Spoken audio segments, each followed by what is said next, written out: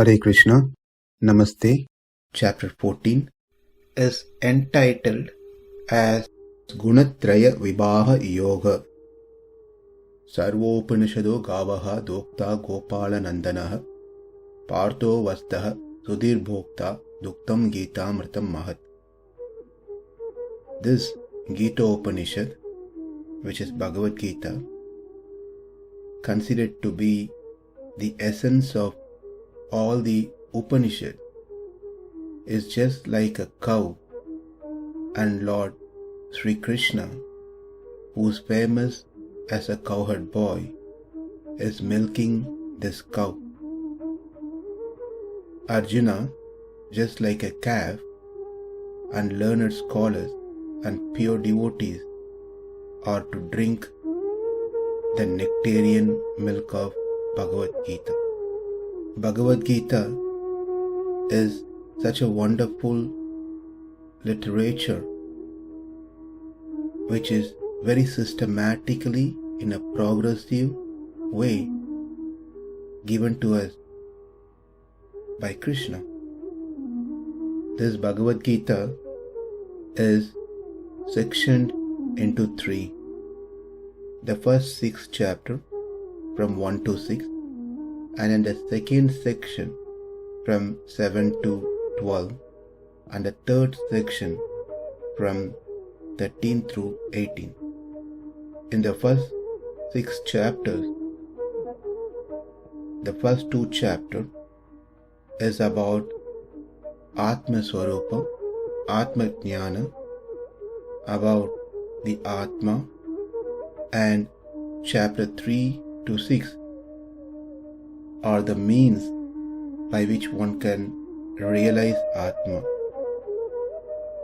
Next, in section 2, 7 through 9, Krishna explained about Bhakti Yoga, and from 10 through 12, how one can progress in Bhakti Yoga has been explained. And the last portion of Bhagavad Gita, that is 13 through 18. From 13, 14 and 15, we learn Chit, Achit and Ishvara. The matter, the spirit soul and the Supreme Lord, Ishvara. And finally, what one has to perform as an action towards these 3 is elaborate. We have completed the first 2 sections of Bhagavad Gita, that is 1 through 12, and also in the third section we have completed the first chapter, that is the 13th chapter. In this chapter, we learn 5 main topics. Number 1, the nature of the body. Number 2, the qualities that are required to realize and have a direct vision of the Atma. Number 3, understanding the distinct aspect of the pure self, that is the nature of pure self, the Atma, when it is not connected with the Prakriti.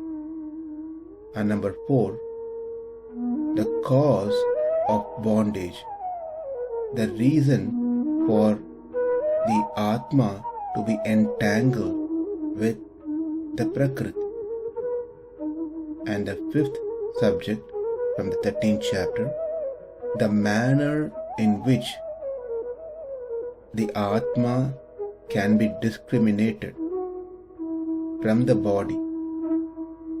What are the ways that we can try to see the difference of body and Atma has been elaborated. When one is able to rightly discriminate the body and Atma will get the benefit of applying detachment and attachment in a right manner. These detachment and attachment that we are talking are different from the one we have been seeing earlier, which becomes a cause of our bondage into this Prakriti. The detachment and attachment that one gains by discriminating power to see the difference between Atma and body will be able to develop detachment from the body and this samsara and apply attachment towards the Lord's lotus feet. And this is what we have learned from chapter 30. Now we are entering into chapter 14 and going to learn another subject matter, that is the three modes: Sattva, Rajas and Tamas. Yes, these terms and three modes is not new to us. We did cover many times in previous chapters, especially in the 13th chapter. But here we will go into much more detail of the three modes. In the 13th chapter, 22nd sloka, Krishna said, Karanam guna sangasya sadasat yoni janmasu. That is, the reason for the Atma to be encased into the body is due to its association with the three gunas. The three gunas gives sukham and dukham, and due to this the Atma get entangled into the body. In the previous chapter, one of the subjects that was mentioned was bandhahetuhu, the cause of bondage, and we learned it is the triguna, that is the three modes or the cause of our bondage into this body, into the Prakriti. Now in this 14th chapter, how does these three gunas does that is being elaborated. We have learned that it is due to the body one gets the association of three modes of material nature, because these three modes are present in the Prakriti and they are the qualities of the Prakriti, the material nature. These Sattva, Rajas and Tamas are the three gunas that are born from the non-sentient substance called Prakriti. All three of them affect a Jivatma residing inside a body and tie him further to a body. That is, they cause the Jivatma to take bodies again and again and thereby bind him to samsara. It is due to the three modes one get triggered to enjoy or suffer. Due to that desire, Ichcha, one performs certain activity, either to get enjoyment or to remove the suffering. When one does action, those actions generate future karma. It could be a good karma or it could be a bad karma. Because of the accumulated new karma, the living entity takes birth again. When it takes birth, that means it has got the Prakriti Sambandha, the relationship with the Prakriti in the form of body.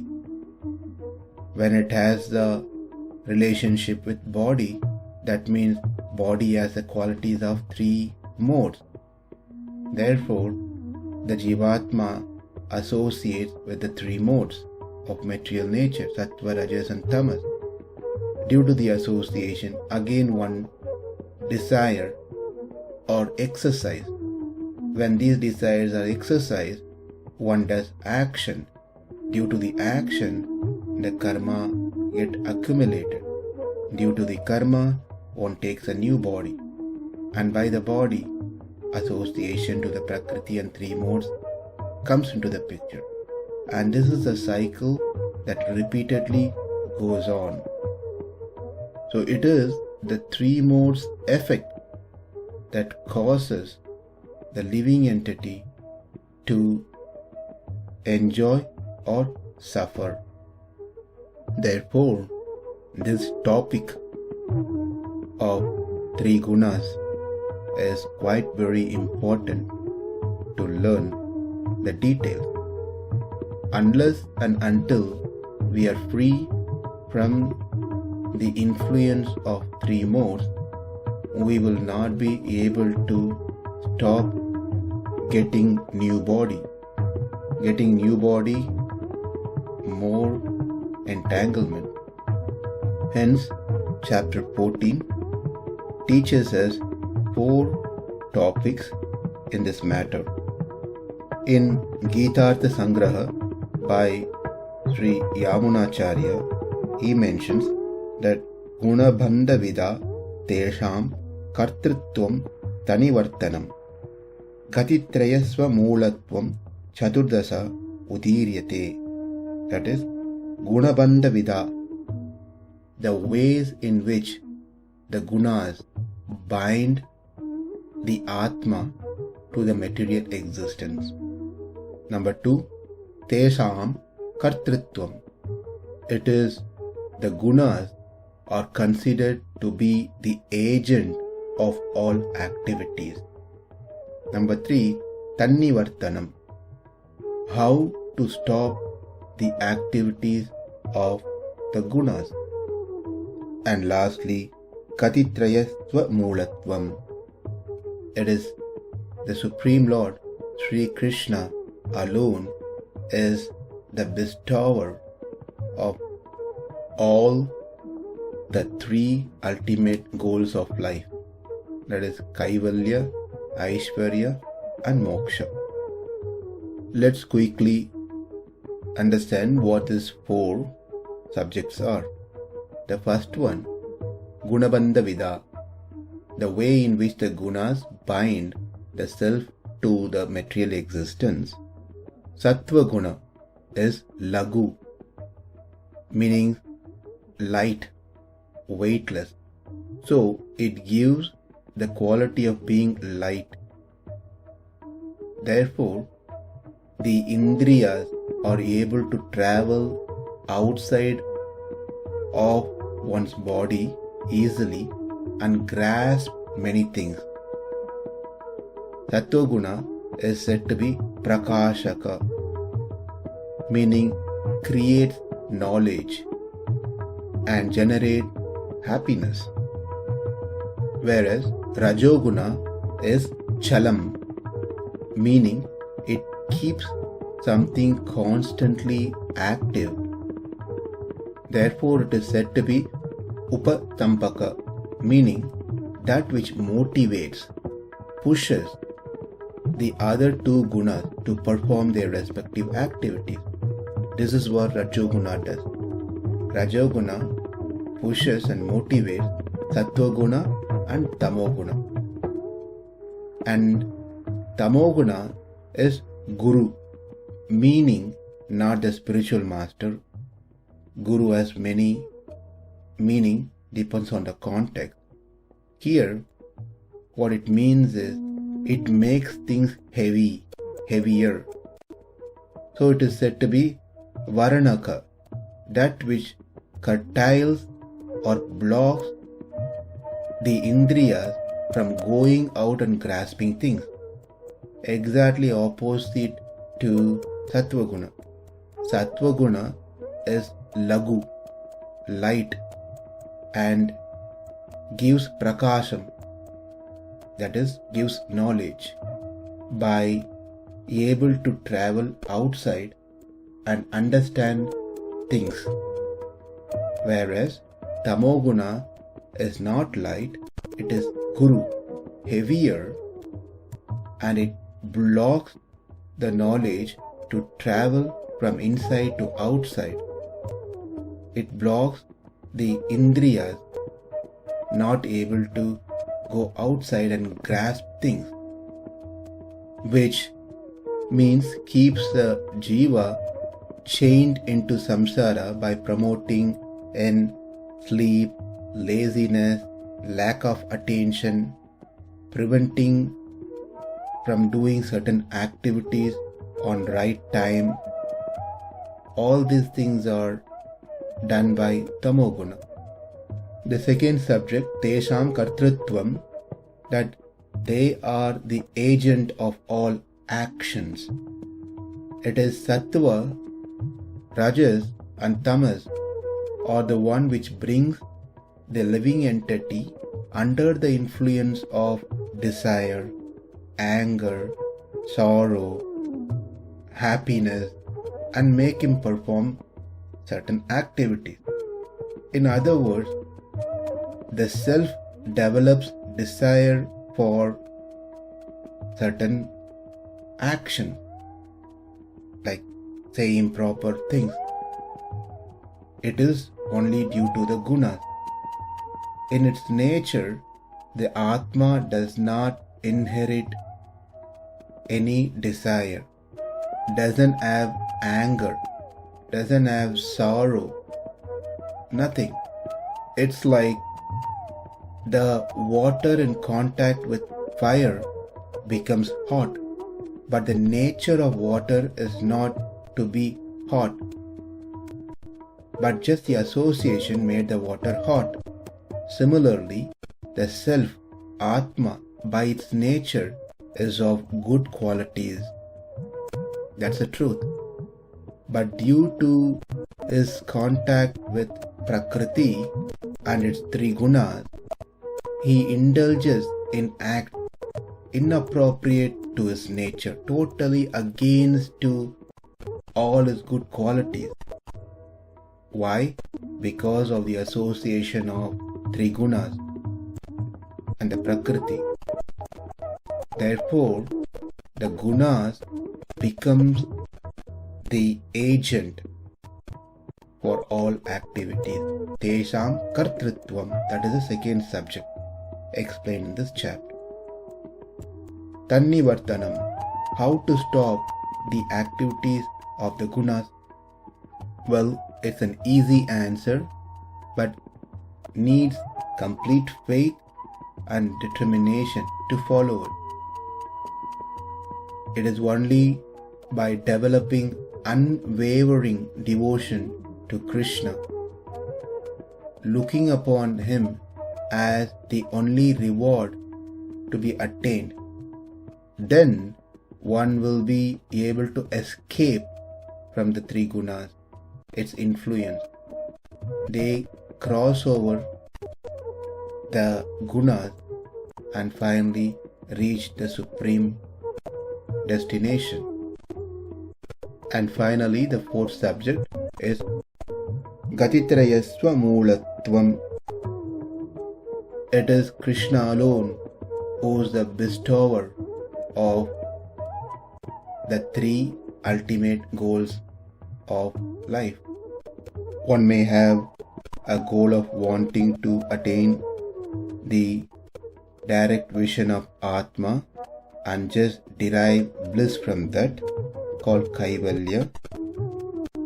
That is given by Krishna alone, granted by Krishna alone. One may want to attain Aishwarya, enjoyment and wealth and etc. in this world, material world, in samsara. that is also granted by the Supreme Lord Sri Krishna alone.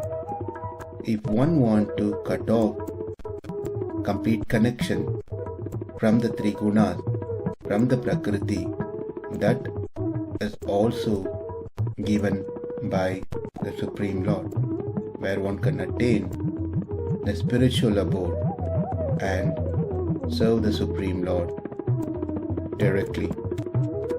This chapter is entitled as Gunatraya Vivaha Yoga, and it has total of 27 slokas. In first two slokas, Krishna glorifies the pure knowledge, and sloka 3 and 4, the Jivatma contact with the matter is explained, and 5 through 9, how the material modes bind the pure Jivatma, and 10 through 13, recognizing the prominence of a mode is explained. 14 and 15 talks about the destination of the Atma after death based on different modes has been explained. 16, 17 and 18, result of action in different modes. Then in 19, seeing that modes as the doer, as we saw as the agent of the activities. And 20, result of surpassing these three modes will be explained. And 21, Arjuna asks 3 questions, and Krishna's response to those 3 questions concludes the rest of the slokas. And finally, Krishna clearly establishes his position that it is he who grants whatever the goal one may desire to attain. That concludes the introduction to chapter 14. From next session, we'll start the first sloka of this chapter. Namaste, Hare Krishna.